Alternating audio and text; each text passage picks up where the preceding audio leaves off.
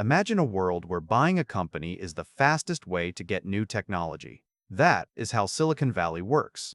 Investors pour money into startups, acquire them, and integrate the talent into their larger systems. This is the engine of growth in the West. But in Beijing, the rules are different. Recently, reports emerged that the Chinese government blocked Meta from acquiring a startup called Manus. This is not just about money. It is about who controls the future of artificial intelligence. To understand why this matters, we have to look at what Manus actually does. Manus is described as a fully autonomous digital agent. In plain terms, this means software that can think and act on its own without constant human input. It is not just a chatbot that replies to you. It is a system that can plan, execute tasks, and solve problems independently. For a tech giant like Meta, acquiring Manus would mean instantly gaining a massive leap in artificial general intelligence capabilities. It would allow them to build more advanced autonomous systems faster than they could develop them internally. But Beijing said no. The government intervened to stop the deal, which was reportedly valued at $2 billion. This signals a shift from passive review to active blocking of high-value foreign acquisitions in strategic artificial intelligence sectors.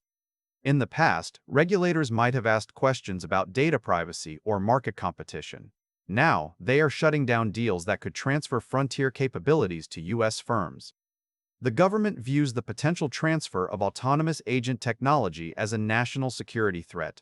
Here is the thing that often gets missed in the headlines. The restriction is not just on the company. It extends to the people.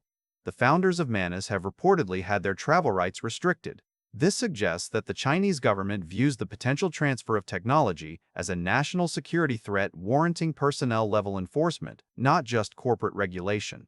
They are keeping the talent within the country. They are ensuring that the minds behind the technology do not walk away to work for a foreign competitor. This incident highlights a growing divergence in how the United States and China approach artificial intelligence governance. In the United States, the model is market-driven. Companies buy companies to accelerate growth.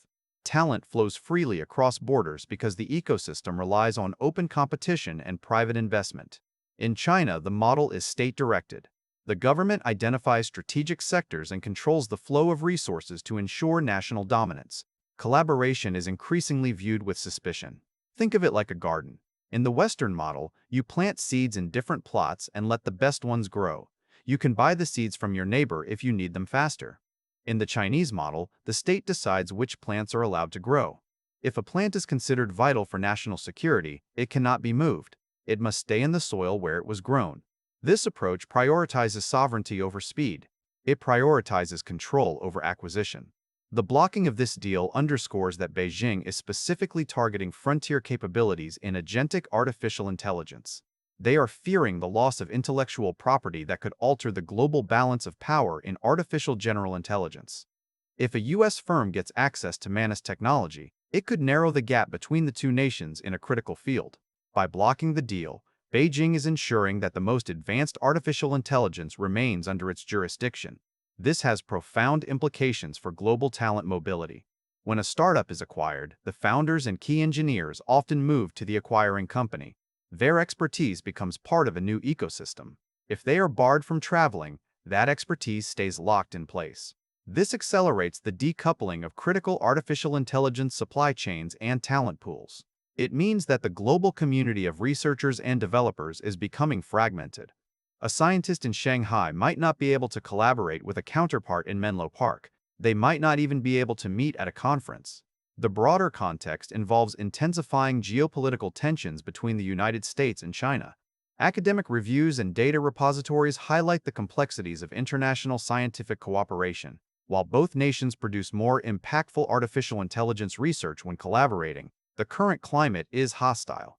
U.S.-China dialogues on artificial intelligence risks and governance are becoming more difficult. The assumption that open collaboration leads to safety is being replaced by the assumption that collaboration leads to vulnerability. Consider the impact on the industry. If a company in the United States wants to acquire a Chinese startup to gain an edge, they can no longer count on the deal going through.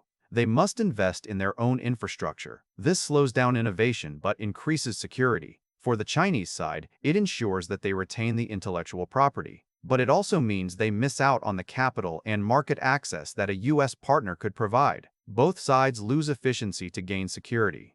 This shift from passive review to active blocking indicates a hardening of China's stance on data sovereignty and technology control. It is no longer enough to regulate how data is used. They are regulating who can own the data and who can control the technology that processes it. This is a fundamental change in how they view the digital economy. They are treating artificial intelligence like a strategic resource, similar to oil or rare earth minerals. The incident also highlights the risks of relying on cross-border transactions for critical technology.